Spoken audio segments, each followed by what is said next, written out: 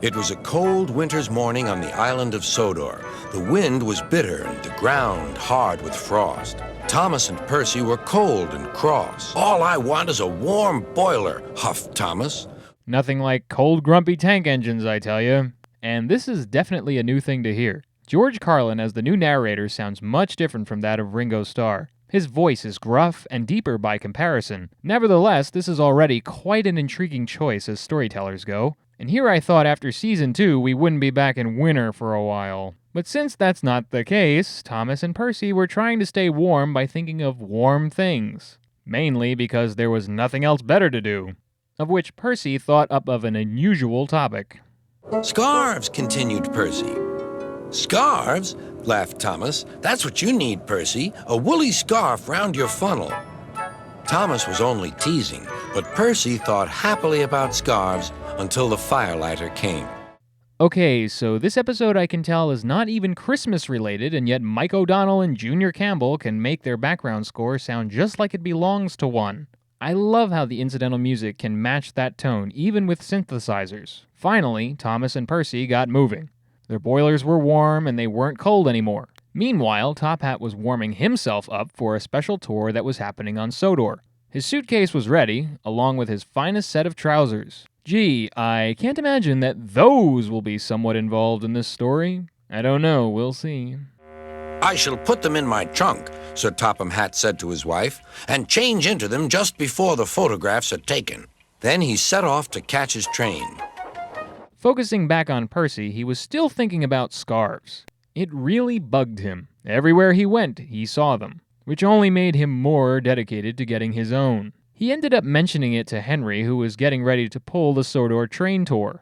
"I want a scarf, I want a scarf." "Rubbish, Percy," said Henry. "Engines don't wear scarves." "Engines with proper funnels do," replied Percy. "You've only got a small one." Whoa. Low blow, Percy. The way Henry is shaped doesn't require a tall funnel. Get a grip already. This fixation on scarves is a weird interest of Percy's.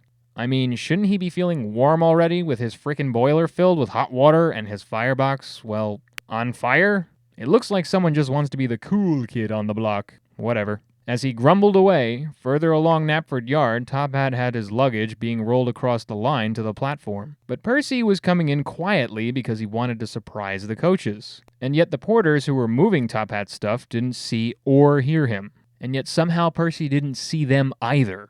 Percy gave them such a fright that boxes and bags burst everywhere. "Oh," groaned Percy. Oh boy, nothing really needs to be said here. It's obvious that things are not going well. I do believe anyone caught in this sticky scenario would not be happy whatsoever. But going back to the events that led to this incident, I don't really buy. The porters didn't see or hear Percy coming down the line? This tank engine is like a 10-ton Titan as opposed to them. How on earth could they not sense something was coming? Or the fact that nobody on the platform saw this green olive on wheels coming down the line? Or the fact that Percy has his own eyes and could have said something or blew his whistle? How slow were these guys moving the luggage anyway? Geez, Top Hat, you must have not been paying those guys a lot of money. Otherwise they might have moved a little quicker, you know? Anyway, Percy got his wish because Top Hat's once wonderfully unwrinkled trousers were now crinkly wrapped around his funnel like a scarf. "We must pay the passengers for their spoiled clothes, and my trousers are ruined. I hope this will teach you not to play tricks with the coaches." So, is this a common thing Top Hat is aware of? How did he know that was Percy's intentions other than that being a thing already? Yo, I think Top Hat's psychic or something. Just a guess. As Percy was returning back to Tidmouth Sheds, he was stopped by James, who told him the obvious, that legs go in trousers, not train funnels, and then ran off to go tell Henry. Very supportive, James. Surprisingly, though, Henry didn't even badger him about it. Even Thomas didn't even jab him. "Firelighters promised to come early tomorrow," said Thomas. "Driver says the weather will be warmer tomorrow. You won't need a scarf, Percy." "Certainly not," replied Percy. "Engines don't need scarves. Engines need warm boilers. Everyone knows that." Wow. For once, after making a mistake, you can't even be grateful for nobody bothering you about it. What a Grinch. Yeah, I couldn't even think of another word to use. I just can't understand, though, why Percy isn't letting his guard down. Thomas and Henry aren't jabbing him. Just let it go. You don't have to clarify.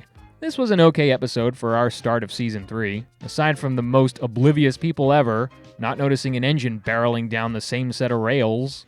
Look, I'm all for employment equality, but if those porters were hearing impaired, why would anyone have them do a job that involves them being able to hear when dangerous objects are headed down their way?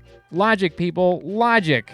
Aside from this, though, this is one of those stories that endures to this day, and it reminisces that of Season 1 with Thomas Goes Fishing.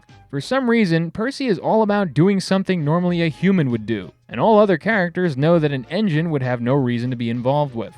Yet he can't help himself. As for the end result, this would not be the first time Percy has been covered in a sticky food substance. If I were him, I'd be thinking, not again. Now, as for how we are starting out, George Carlin is certainly a welcome addition to the series. Carlin's voice work has been proven alone just in this episode that he has a unique style to bring to the table. For music, there wasn't any new tunes. The only recurring theme heard was Percy's for his cheeky behavior and his danger theme when it came to the accident. That's always welcome. Aside from that, the rest is incidental music, but it works. No question there.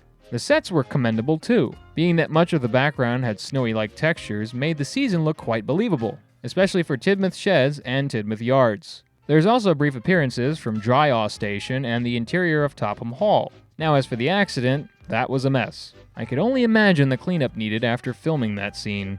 Well, here's to the start of Season 3. Next episode is Percy's Promise.